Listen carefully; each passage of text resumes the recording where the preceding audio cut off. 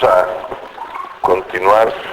Hemos estado revisando pasajes de la Biblia con la intención de darnos a nosotros los elementos de juicio, los criterios de una vida de servicio. O sea, la persona que se desarrolla en Cristo, la persona que crece. Recuerden que estamos usando el concepto crecer, no en el sentido en que algunos lo usan de multiplicación, sino en el sentido del desarrollo de la persona cristiana. La mejor manera de demostrar el desarrollo de una persona en la fe cristiana es la vida de servicio. O sea, es la articulación en la conducta de lo que uno ha experimentado. La Biblia tiene un criterio central que dice que lo que uno recibió por gracia, debe darlo por gracia. O sea, es muy difícil poder afirmar una experiencia cristiana sana, independiente a una vida de servicio. Ahora, muchos de los problemas que tienen algunas personas para una vida de servicio no tienen quizás la responsabilidad toda ellos. Yo creo que también la iglesia como institución tiene mucha responsabilidad de haber producido una especie de cristianos parasitarios, cristianos que son espectadores. Y yo creo que una de las razones está en una división artificial de la iglesia que ocurrió hace ya muchos siglos, pero que no es parte de la versión original del Evangelio. Y es cuando se divide la iglesia entre clérigos y laicos. Esa, en mi opinión, es una división artificial, que es completamente extraña al Nuevo Testamento. El Nuevo Testamento no hace esa división. Fíjense ustedes cómo dice el apóstol Pedro en su primera carta, el capítulo 2. Dejando pues toda malicia y todo engaño y fingimientos y envidias y todas las retracciones, desead como niños recién nacidos la leche espiritual sin engaño, para que por ella crezcáis en salud. Si empero habéis gustado que el Señor es benigno. Si empero habéis gustado que el Señor es benigno, al cual allegándoos piedra viva, reprobada ciertamente de los hombres, empero elegida de Dios preciosa. Vosotros también, como piedras vivas, sed edificados una casa espiritual y un sacerdocio santo, para que ofrezcáis sacrificios espirituales agradables a Dios por Jesucristo. Por lo cual también contiene la Escritura: he aquí pongo en Sión la principal piedra del ángulo, escogida preciosa, y el que creyere en ella no será confundida.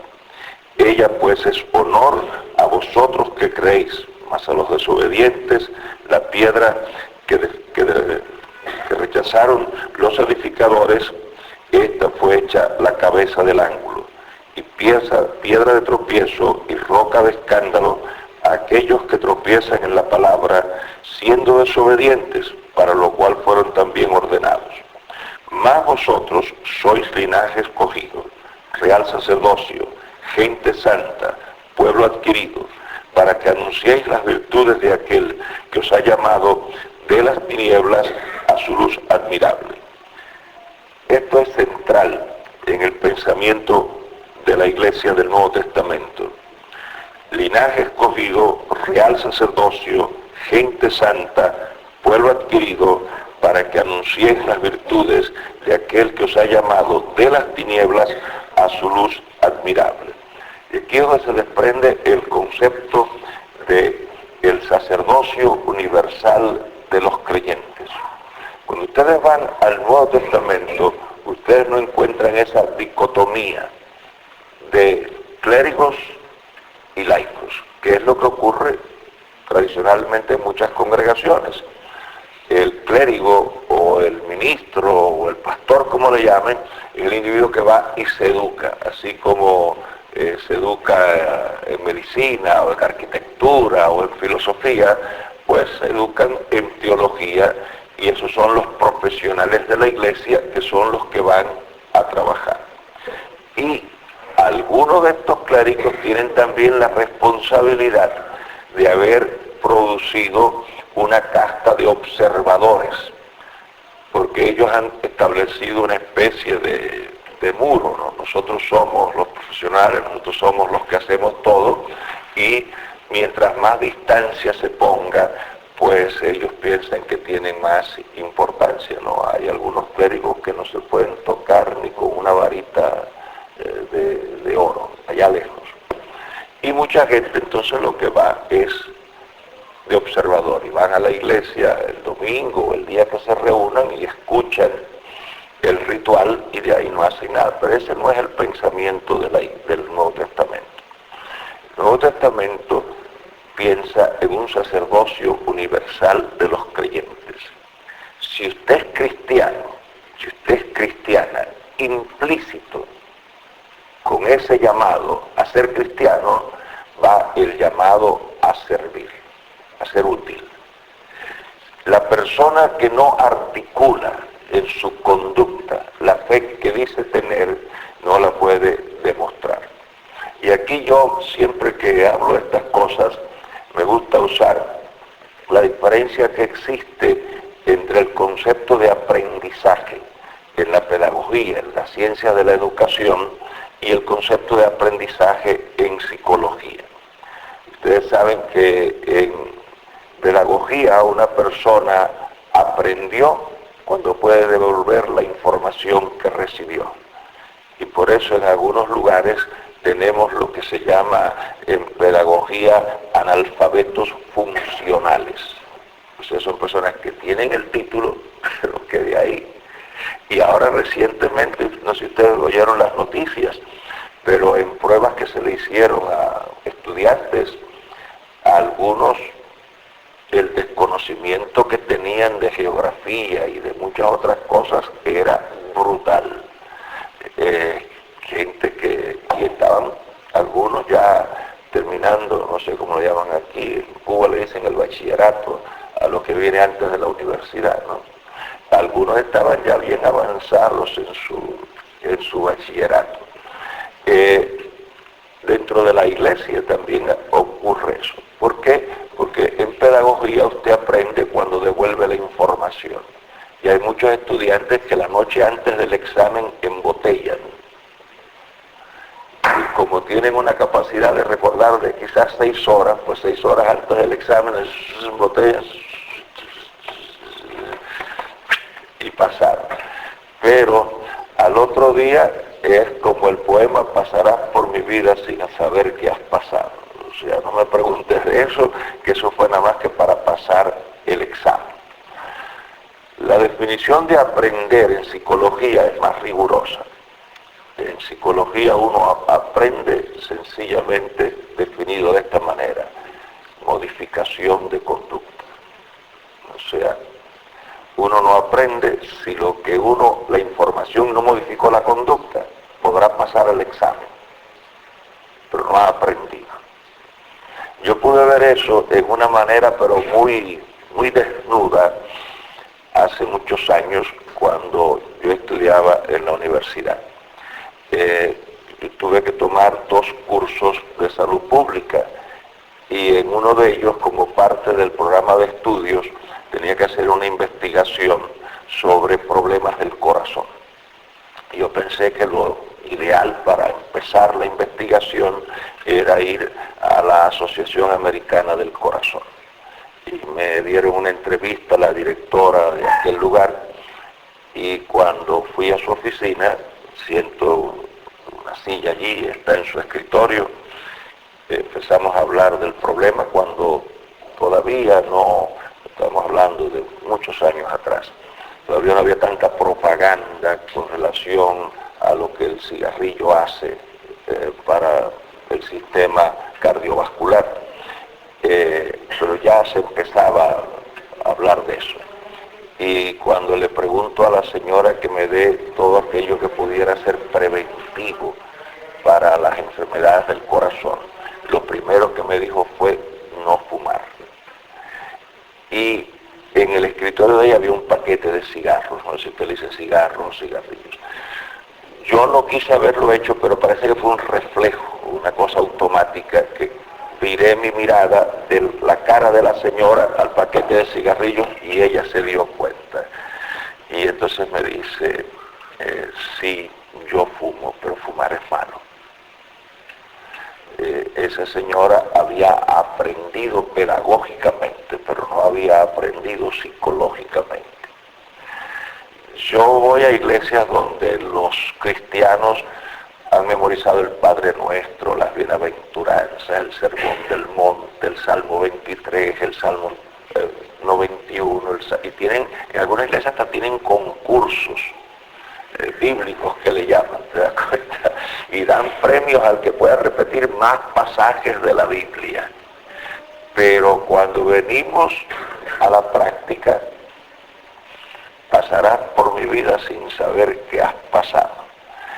Es lo mismo que haría una cotorra, que puede aprender palabras y más nada. Mire, la fe cristiana es conducta. Y una persona que entiende realmente lo que Dios ha hecho para su vida, la respuesta racional, como dijimos anoche, es la vida de servicio. Ahora, la vida de servicio no está rota entre clérigos y laicos. La iglesia no tiene laicos. Esa es una invención de la iglesia como institución. Pero no es así. Lo que tiene la iglesia son cristianos. Eso es lo que tiene la iglesia. Lo que hacen los cristianos es diferentes labores dentro de la iglesia. Pero toda persona que es cristiana tiene una función dentro de la iglesia. O sea, no existe ninguna persona que sea cristiana y que esté excluida de la vida de servicio. La diferencia está en el área de servicio.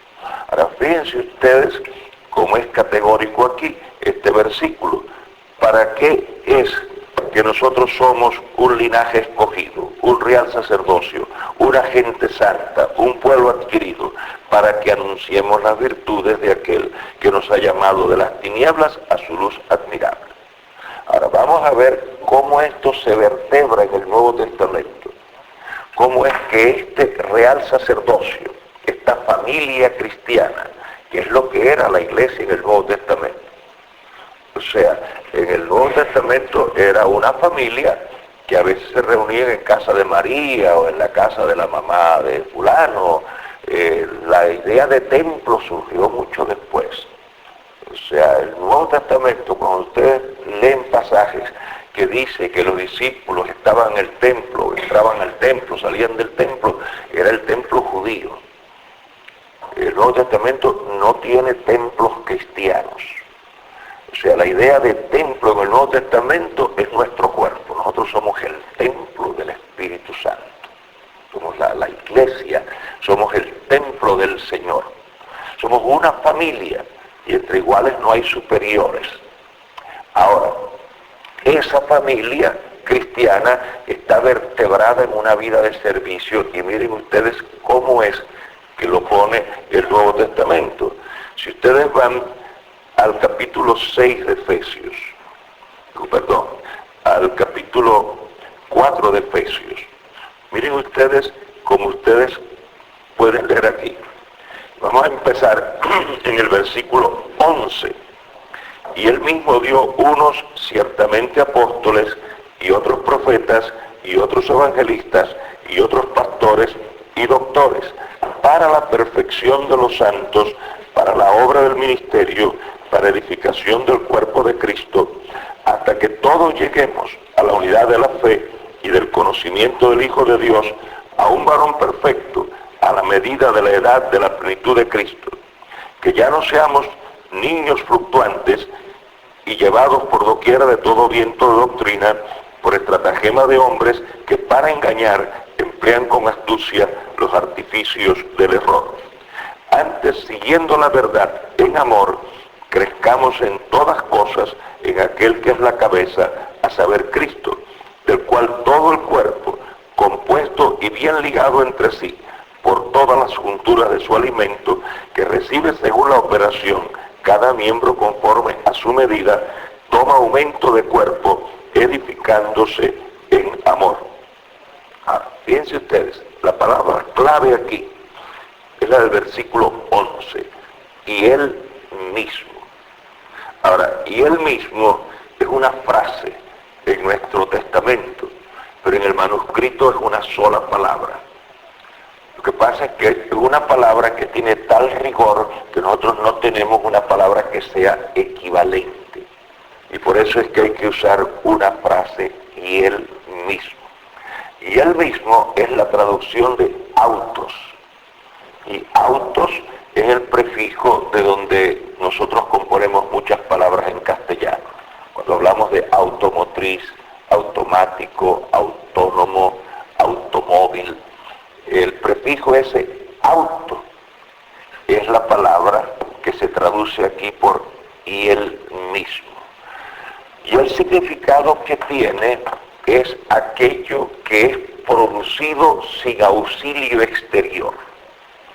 O sea, podríamos traducirlo en forma adecuada, sin hacer violencia al texto, si dijéramos autocráticamente. Ahora, fíjense lo que él hace autocráticamente. Y él mismo dio ciertamente apóstoles. Y él, sin contar con nadie, él en uso absoluto de su soberanía, puso una serie de individuos. ¿Cuáles son los individuos que pone? Apóstoles, profetas, evangelistas, pastores y doctores. En una teología del Nuevo Testamento sana, los que sirven en la iglesia, no importa cuál sea su posición, no son nombrados por una institución. En la verdadera teología del Nuevo Testamento, ninguna maquinaria eclesiástica está autorizada para poner a nadie dentro como funcionario. Claro, eso se deterioró mucho, y por ejemplo aquí en España, ustedes saben que yo soy hijo de asturiano, y aunque me crié fuera, pero mantengo más o menos ciertas cosas. Y en mi familia habían 3 sacerdotes, uno de ellos doctor de la iglesia, en el tiempo en que España, doctor de la iglesia, una de las posiciones elevadas que se podía en el clero español recibir. Y tengo 5 primas que eran monjas. Lo que ustedes saben que en España, no sé si ha cambiado, pero por lo menos la España de mis antepasados, habían 2 profesiones que eran las que podían resolverle la vida de la persona. Era el ejército o la iglesia. Y por eso tener un tío, doctor de la iglesia, pues si yo hubiera vivido en España hubiera estado bien parado, hubiera tenido influencia, no hubiera tenido, ¿cómo le llaman ustedes aquí? Bueno, decir, en llave, ¿no? Fuerza, influencia. Pues tenía un tío doctor de la iglesia. Y a mí me enseñaron que el que tiene padrino se bautiza y el que no se queda hereje. Entonces, en la iglesia española, el clero era una fuerza política. O sea, olvídese usted de Jesucristo y de Dios y todo eso.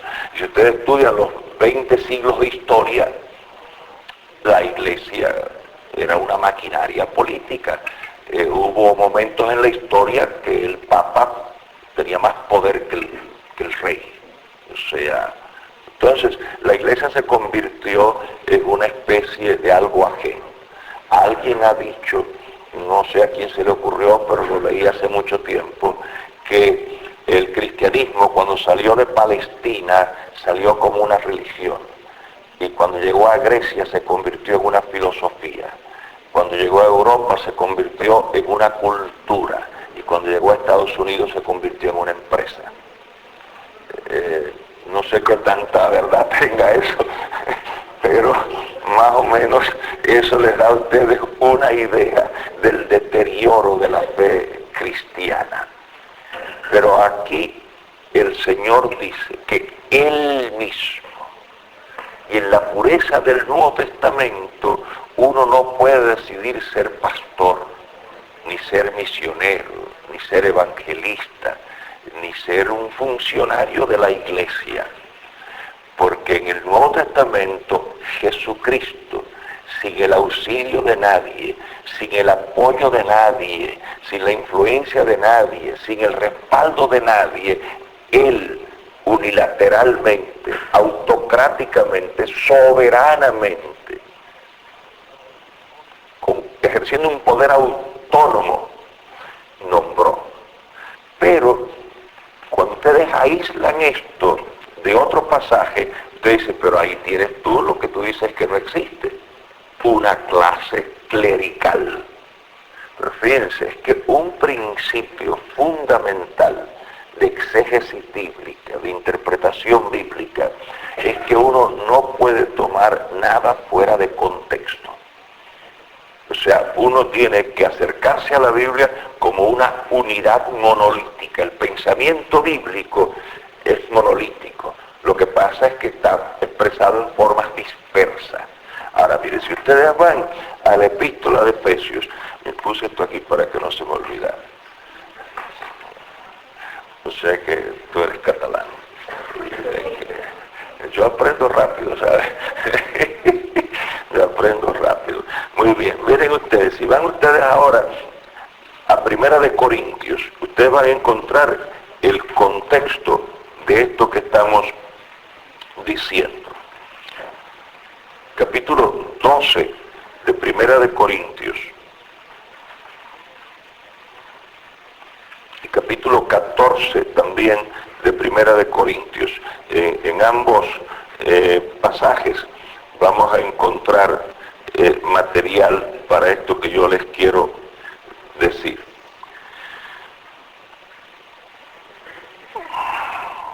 Vamos a leer del capítulo 12,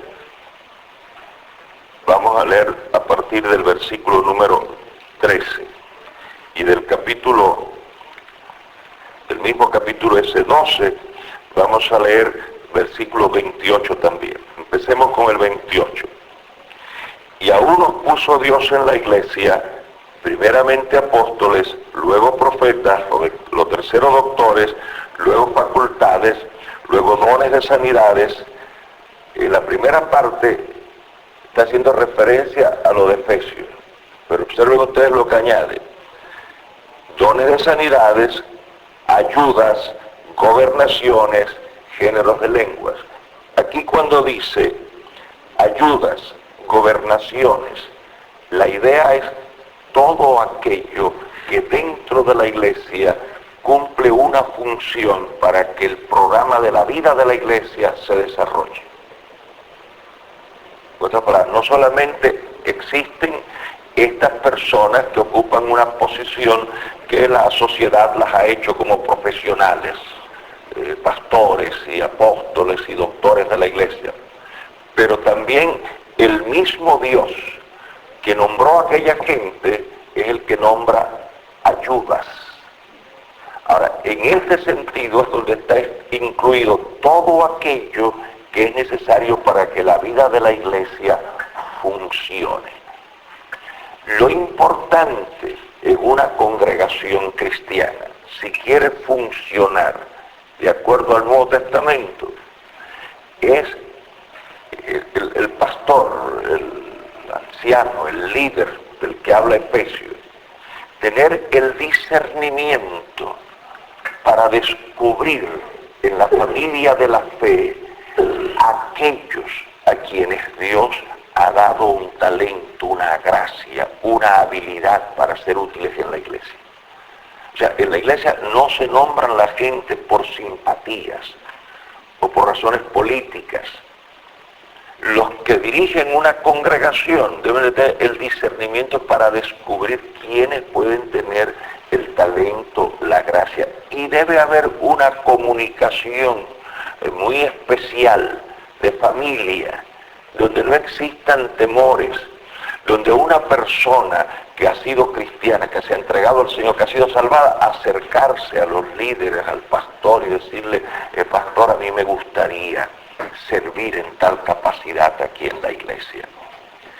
Y entonces en un diálogo sano, el pastor puede pensar que la persona todavía quizás no tenga la experiencia, no tenga el desarrollo, no tenga todavía la maduración. Pero la manera en que esto funciona es en ese sentido de comunicación, porque el Señor es el que reina en la iglesia. Y cada uno de nosotros tiene una función para servir a Dios. Ahora, las posiciones de la iglesia, cuando no está Dios reinando, crean cismas a veces y tensión. Porque los seres humanos han hecho de ciertas cosas de la iglesia más importantes que otras. Yo oigo, por ejemplo, a alguna gente que hablan de sus hijos espirituales, ¿no? Pero fíjense, en sentido riguroso, muy pocos de nosotros tenemos hijos espirituales. Nosotros somos más bien una especie de padrastros. Y se voy a explicar por qué, fíjense.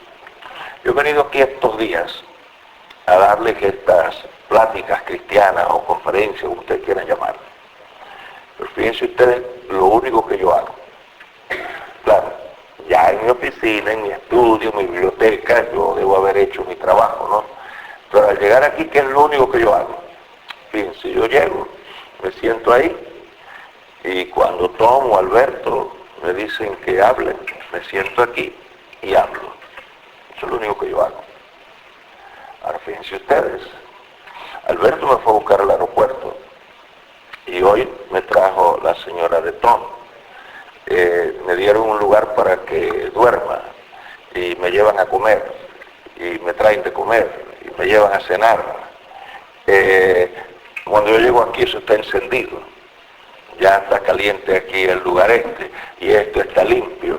Y yo cuando llego aquí ni abro la puerta, ni cierro la puerta, ni enciendo eso, ni enciendo las luces, ni apago las luces. ¿Cómo puedo yo regresar ahora a mi casa y dar un informe? Digan ustedes que algunos de ustedes han sido motivados por Dios y el estudio de la Biblia les ha iluminado y han decidido que este es el servicio que ustedes tienen que prestar. Entonces ahora yo regreso allá e informo que tuve el resultado de 6 personas que descubrieron su vocación de servicio a la iglesia. Y entonces, ¿me puedo yo tomar esa gloria para mí? No. Lo que yo hice es lo más importante. Bueno, fíjense ustedes si es lo más importante, que si ustedes no hubieran hecho lo que ustedes hicieron, ¿dónde rayos yo hubiera dicho lo que estoy diciendo? Miren si lo que yo estoy haciendo es lo más importante. Ahora, este problema es un problema viejo, surge en el Nuevo Testamento porque Pablo ya lucha con él. Miren ustedes lo que dice el apóstol en el mismo capítulo 12 del que estamos trabajando.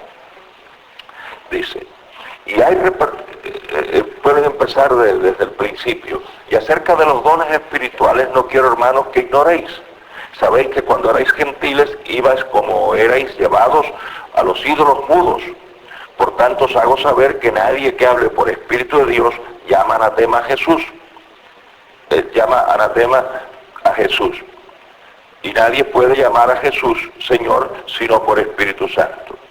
Pero hay repartimiento de dones, mas el mismo Espíritu es. Y hay repartimiento de ministerios, mas el mismo Señor es. Y hay repartimiento de operaciones, mas el mismo Dios es quien obra en todas las cosas. Pero a cada uno le es dada manifestación del Espíritu para provecho. Porque a la verdad a este es dada por el Espíritu palabra de sabiduría, a otro palabra de ciencia según el mismo Espíritu, a otro fe por el mismo Espíritu, y a otros dones de sanidades por el mismo Espíritu, a otros operaciones de milagros, y a otros profecía, y a otros discreción de espíritus, y a otros géneros de lenguas, y a otros interpretación de lenguas, mas todas estas cosas obra uno y el mismo Espíritu, repartiendo particularmente a cada uno como quiere. Y aquí viene el argumento. Porque de la manera que el cuerpo es uno y tiene muchos miembros, pero todos los miembros del cuerpo, siendo muchos, son un cuerpo, así también soy Cristo. Porque por un mismo espíritu somos todos bautizados en un cuerpo, ora judíos o griegos, ora siervos o libres, y todos hemos bebido de un mismo espíritu. Pues ni tampoco el cuerpo es un miembro, sino muchos. Si dijere el pie, porque no soy mano, no soy del cuerpo, no por eso será del cuerpo. Y si dijere la oreja, porque no soy ojo, no soy del cuerpo, por eso no será del cuerpo. Si todo el cuerpo fuese ojo, ¿dónde estaría el oído? Si todo fuese oído, ¿dónde estaría el olfato? Mas ahora Dios ha colocado los miembros, cada uno de ellos, en el cuerpo como quiso. Que si todos fueran un miembro, ¿dónde estaría el cuerpo? Mas ahora muchos miembros son a la verdad, pero un cuerpo. Ni el ojo puede decir a la mano, no te he menester, ni asimismo la cabeza a los pies, no tengo necesidad de vosotros. Antes mucho más, los miembros del cuerpo que parecen más flacos son más necesarios. Fíjense cómo yo veo esto. Yo como veo esto en la lucha que hay a veces en comunidades cristianas por pensar de que una posición es mejor que otra posición y que una tiene más prestigio que otra. Pero Pablo lo defiende diciendo qué cosa, es un cuerpo. Y yo lo he imaginado de esta manera. He imaginado que una vez los ojos y el cerebro tuvieron su conflicto, su choque, porque se dan cuenta que aquí hay choque entre los miembros del cuerpo. Y yo lo he imaginado de esta manera, que el cerebro le dijo a los ojos, vaya, en una forma soberbia, le dijo, oye, pero la verdad es que tú, con todo lo que tú ves, pero eres un estúpido, porque a menos que yo te interprete lo que tú ves, tú, no sé, tú te estarías dando cabezazos contra las paredes si no fueras porque yo te digo, mira, ahí hay una pared, entra por la puerta, por la pared te va a dar un golpe. Yo te voy a estar constantemente interpretándote las imágenes que tú me mandas. Pero como el ojo no era muy bobo, no era tan estúpido como el cerebro creía, le decía, y tú encerrado en esa cápsula, si no fuera porque yo te doy las imágenes, tú ni sabrías en qué mundo vives.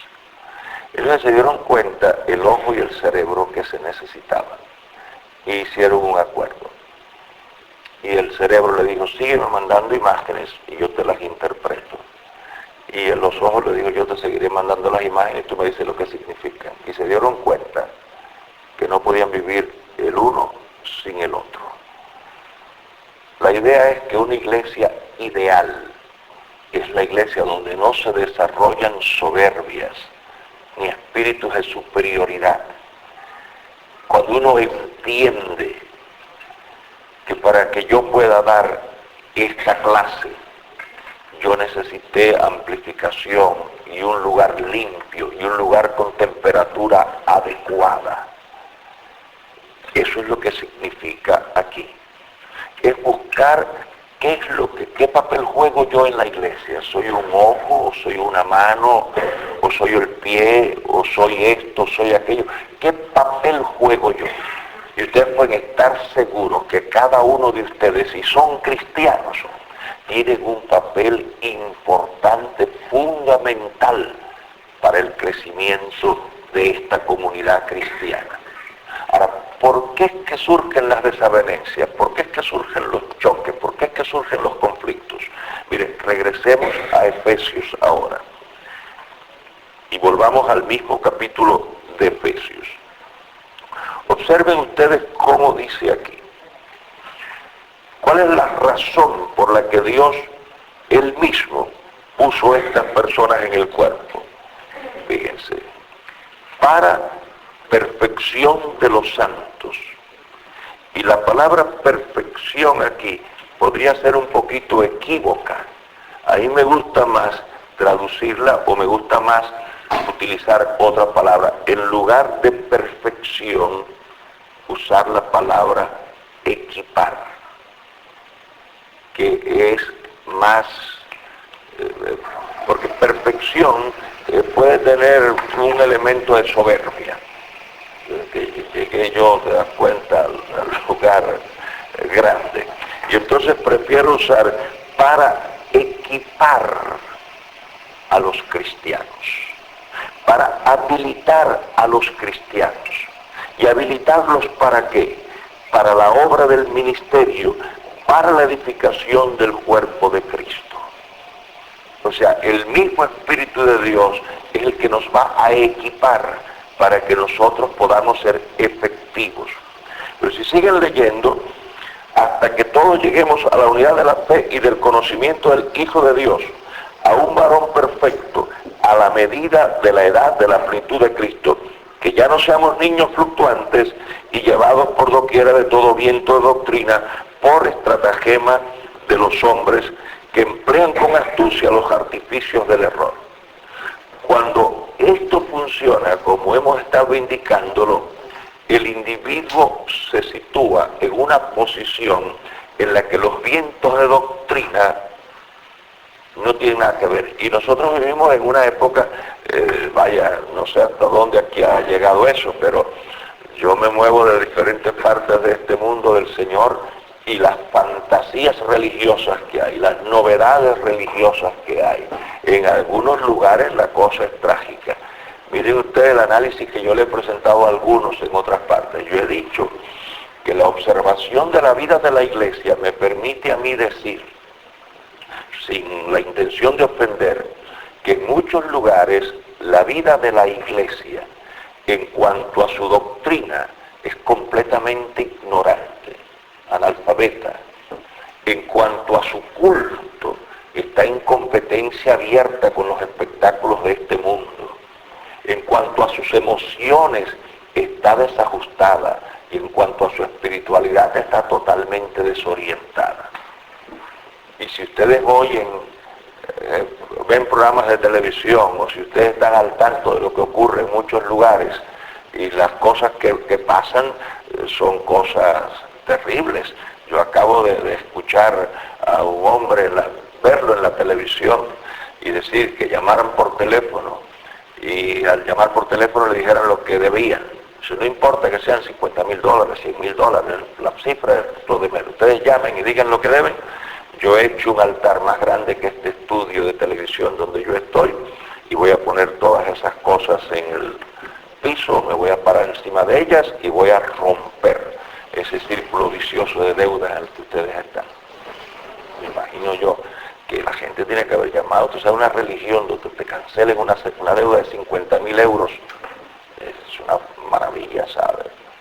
Eso es parte de la teología de la prosperidad, en la que tú, sin trabajar y sin administrarte bien, por fe, puedes ser millonario.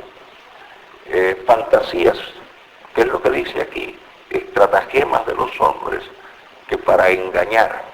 ¿Cómo es que eso se evita? ¿Y cómo es que se evita lo otro? Pues fíjense, antes, siguiendo la verdad en amor, crezcamos en todas cosas en aquel que es la cabeza, a saber, Cristo, del cual todo el cuerpo, compuesto y bien ligado entre sí por la juntura de su alimento que recibe según la operación cada miembro conforme a su medida, toma aumento de cuerpo, edificándose en amor.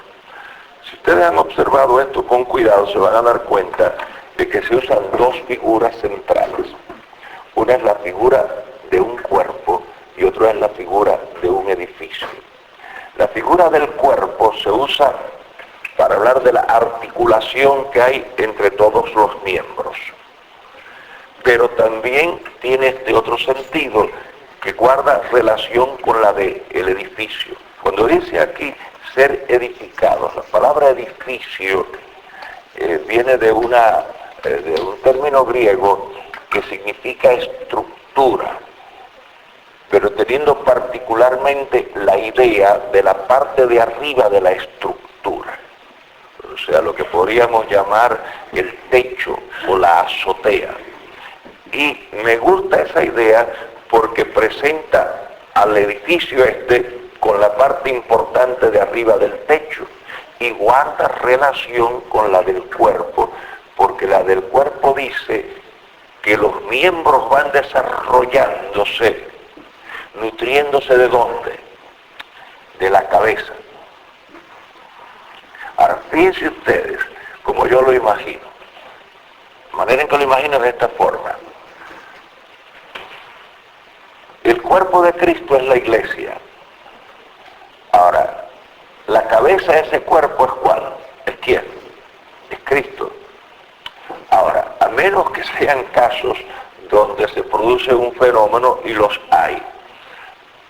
En un cuerpo promedio hay simetría entre el cuerpo y la cabeza, a menos que sean algunos casos de patología donde la cabeza se desarrolla demasiado. Yo he visto casos así que,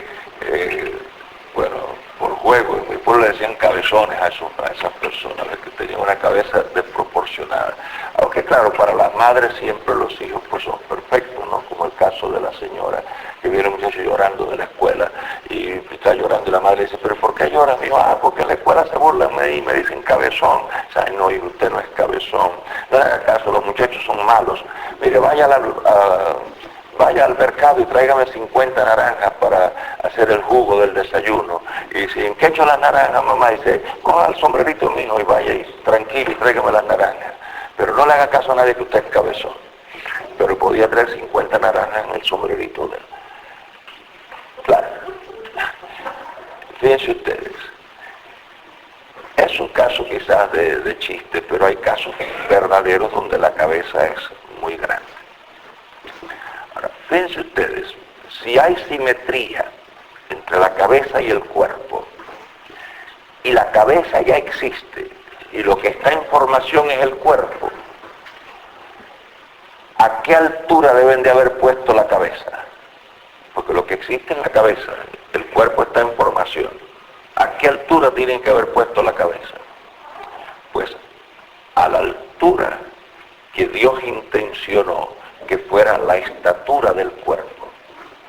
Observen ustedes, a ver si se lo leo otra vez, pues no va a ser cosa que yo aquí me pase como en Nicaragua, que yo di una serie de conferencias para pastores con este Nuevo Testamento, y después que terminé una de las conferencias, un pastor me dijo, Gerardo, ¿dónde usted compró ese Nuevo Testamento?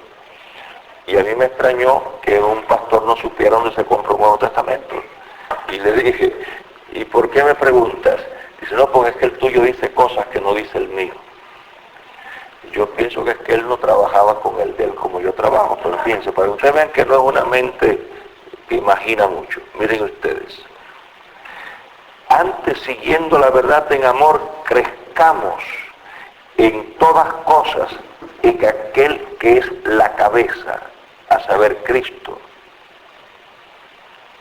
Si nosotros vamos a crecer en la cabeza, se supone que la cabeza la han puesto a una altura, que cuando el cuerpo llegue, como dice aquí, a un varón perfecto, a la medida de la edad de la plenitud de Cristo, o sea, Jesucristo debe tener una estatura, la cabeza está aquí, el cuerpo al desarrollarse va a entroncar con la cabeza.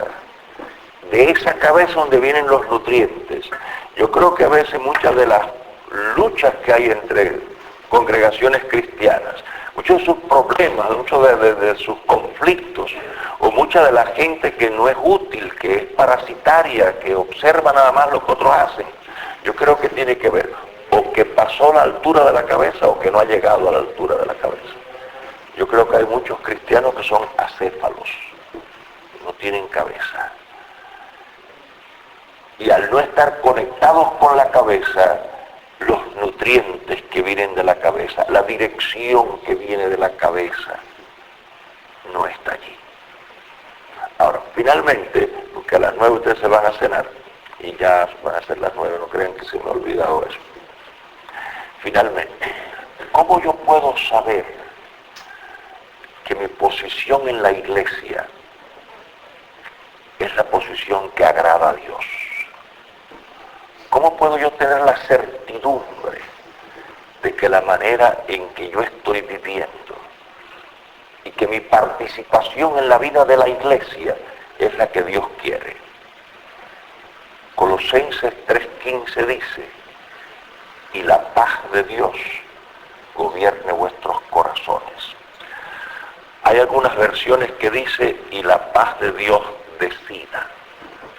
Ya sea decida o gobierne, la palabra de donde se traduce cualquiera de esas dos palabras es la palabra que significa árbitro, porque es la misma palabra que se usaba en los juegos griegos para referirse al árbitro del juego, al que decidía si el jugador había ganado o no había ganado. La paz de Dios es la que arbitra en nuestra vida. La paz de Dios es la afirmación de Dios. Por eso la ausencia de paz en algunos cristianos no es que el diablo es malo, ni es que el mundo está perdido.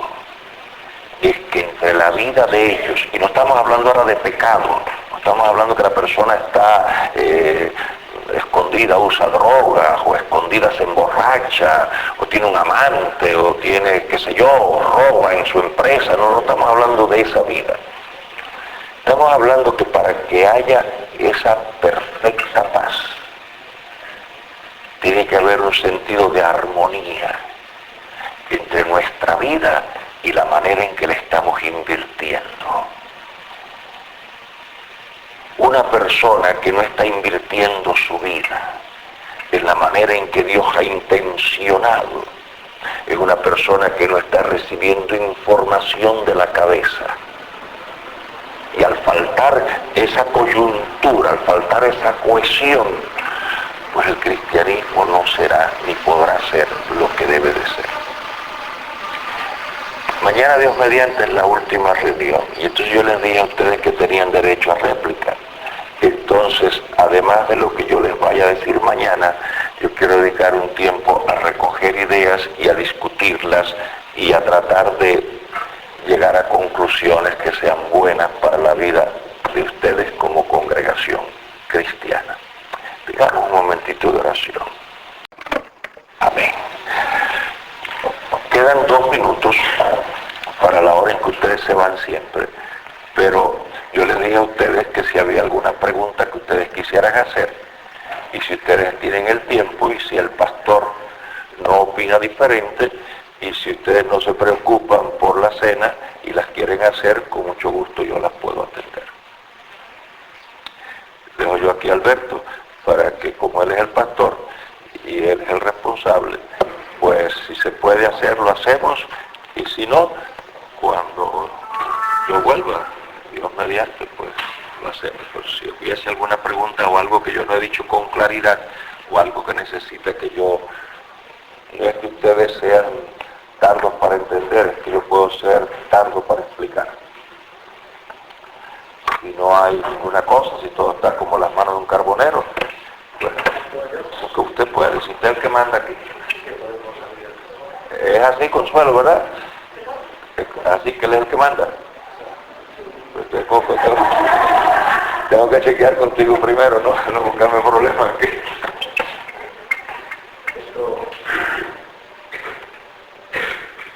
En el planteamiento del servicio, cuando nos planteamos servicio, opino que siempre hay algún obstáculo para evitar, o siempre hay un sacrificio. Y así lo hay, porque a veces pensamos que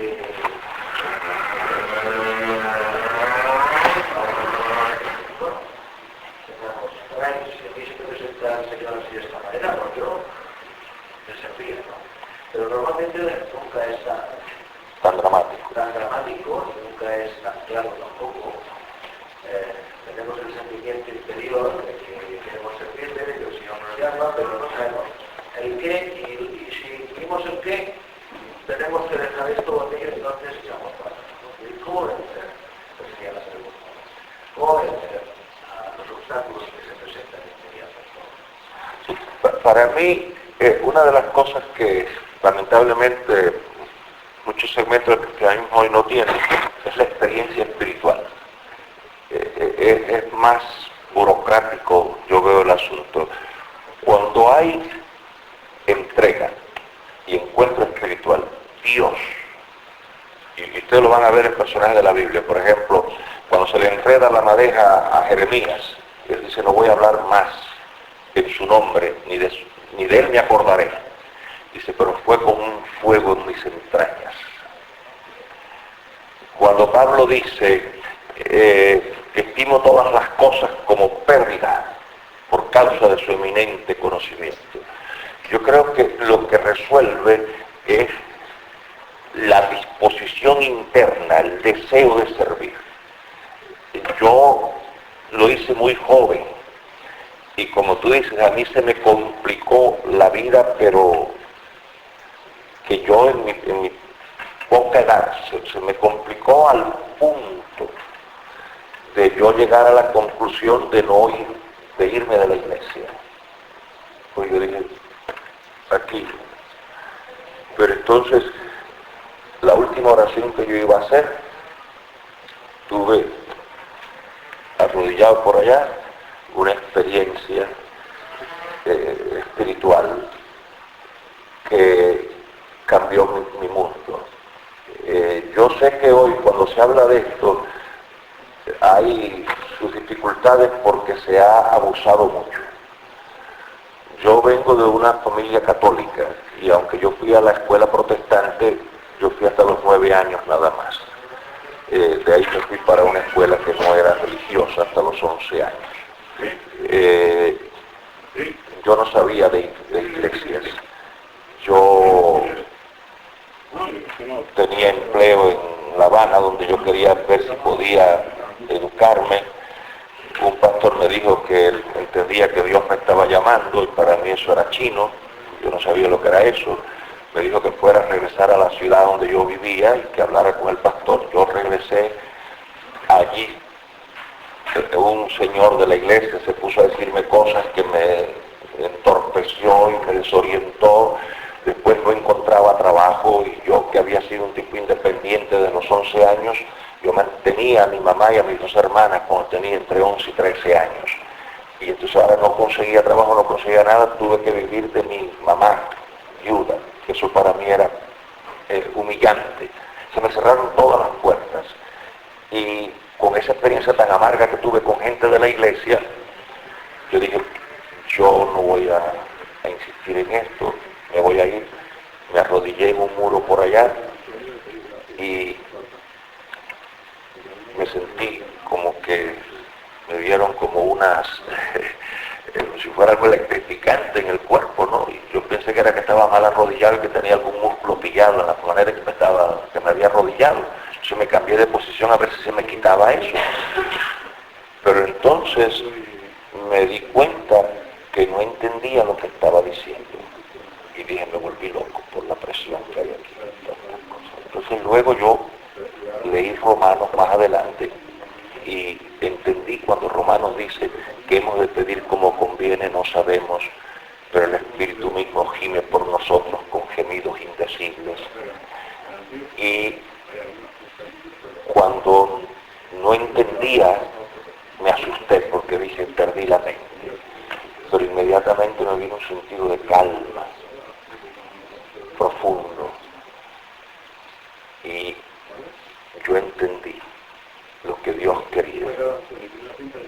Y en ese momento yo he pasado mucho trabajo, yo he tenido que pasar hambre en el ministerio antes de yo estar casado, encontrarme con gente mala, encontrarme con problemas, pero nunca me ha pasado por la mente dejarlo de servir. Lo que hace falta para servir a Dios, si ustedes lo burocratizan mucho y cogen muchos temores de aquí, temores de allá, nunca van a llegar a servir a Dios. Para servir al Señor hace falta ponerse en sus manos. Puede que hayan estrecheces, pueden que tengan que reducir el estilo de vida, algunos no, algunos sí. Lo peor que hay es el temor a lo que pueda ocurrirle. Pero como ustedes saben que Dios es amor, que de sus manos nadie los puede arrebatar. Yo he compartido el ministerio con trabajo, porque yo cuando creo que Dios me quiere en un lugar, yo no averiguo quién me va a sostener. Yo me busco trabajo, lo que sea. Yo he trabajado como como ascensorista en un edificio, yo he trabajado como capellán en una escuela, como capellán en un hospital, yo he trabajado de ayudante en una carpintería, porque yo no me interesa qué tipo de trabajo, después que sea honesto, yo lo hago para mantenerme. A veces Dios lo ha hecho de manera milagrosa. Yo tuve una vez un caso de pericarditis y el médico me dijo, tienes dos opciones, yo te hospitalizo o tú en tu casa haces lo que yo te digo, porque esto es de descanso absoluto, es cuando se inflama la membrana que cubre el corazón. Y dije, no, yo me voy para mi casa. Dice, tienes que reposo absoluto. Yo dije, sin trabajo me voy a empeñar hasta aquí, pero como el médico dijo que si me cuido, voy a estar como si no me hubiera dado, porque no hay nada en el músculo, si no es afuera. Ustedes saben, yo nunca he sido para pedirle dinero a la gente, ni repartirle sobrecitos, ni decirle nada de esas cosas. Yo no digo que eso sea malo, yo digo que yo no lo he hecho. Un día voy al correo y encuentro, y de esto hace un montón de años, cuando $2,000 eran muchos dólares, voy al correo y encuentro un sobre de unos amigos que me dicen, Gerardo, sin ellos saber que yo estaba enfermo, mi esposa y yo apartamos un dinerito cada vez que cobramos. Esa no es ni en nuestra ofrenda ni en nuestros diezmos, aparta un dinerito y lo guardamos para cuando el Señor nos diga que hay que usarlo. Por alguna razón hemos sentido mandarte este dinero a ti. Llegó cuando hacía falta, sin tocar puertas, porque no duerme el que te cuida. Dios es amor. Dios es amor. Lo que hace falta, Alberto, es romper. No tampoco esto loco así de tirarse. Yo creo que el cristianismo es racional. Pero cuando hay en el alma el llamado de Dios, lo que hay es que responder. Y a veces uno no sabe toda la historia. Pero si yo hubiera sabido toda la historia de antemano, yo habría hecho algunas cosas diferentes. Dios le va a uno explicando a veces en el camino, pero hace falta tirarse. Y entonces hay que tener criterios muy claros. Yo he tratado de acomodar a mis hijos y a Carmita lo mejor que he podido, pero yo nunca he condicionado la obediencia a Dios a nadie. Yo tengo un amigo que el pobre ahora está entrando, pero ya preocupado con esto, con los hijos, con esto, con la otra cosa, con tantas preocupaciones que vienen. Siempre habrá algo que nos preocupe. Hace falta ponerse en las manos de Dios y obedecerlo. Y Dios lo toma a uno, pero eso sí, hay temores y hay luchas, y no es fácil a veces. Y a veces se complican las cosas. Y viene la lucha de que si hice bien, si me equivoqué, si metí las patas, si debía haber hecho esta otra cosa, y cuando se le enredan a uno las cosas, pero Dios es fiel. Y Dios nunca lo va a dejar uno embarcado, como dicen los cubanos. Lo importante es servirlo. El cuidado que hay que tener es no ser aventurero y tampoco ser tímido. Quiere estar equidistante, porque algunos piensan que servir al Señor es pasar las 1000 y una noches. No. A algunos Dios les ha requerido el sacrificio de su vida. A otros les ha... la soberanía de Dios es, misteriosa. Saber qué quiere Dios en la vida. Eso es lo más importante. Y hacerlo. Porque alguna gente dice, ¿cuál es el mejor? ¿Sabes que hay 1 millón de libros de la oración, verdad? Pero entonces dice, ¿cuál es el mejor método para orar? ¿Cuál es el mejor sistema?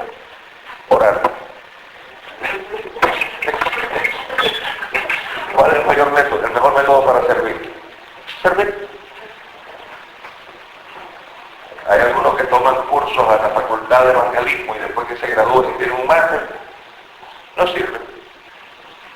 Lo importante es servir. El mejor método es orar.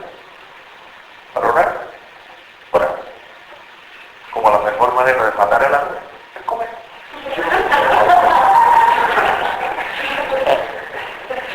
Damos gracias al Señor por la palabra que nos ha traído en esta noche. Y va a terminar dos anuncios.